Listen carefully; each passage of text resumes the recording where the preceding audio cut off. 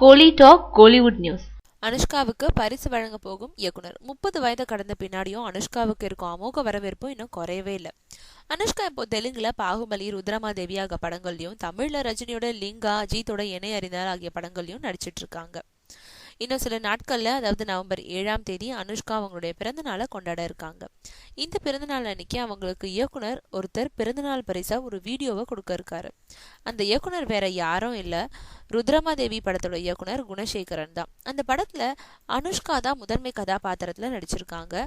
அனுஷ்காவோட பிறந்த நாளை முன்னிட்டு ருத்ரமாதேவி படத்தோட மேக்கிங் வீடியோவை இயக்குனர் குணசேகர் வெளியிட இருக்காராம்.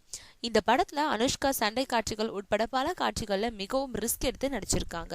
சமீபத்துல கூட ஒரு சண்டை காட்சியில நடிச்சப்போ அவங்களுடைய கை மணிக்கட்டுல அடிபட்டுடுச்சான்.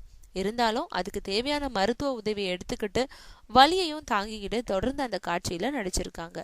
இளையராஜாவோட இசையில உருவாகிட்டு வரும் இந்த படம் தமிழ்லயும் வெளியாக இருக்கு.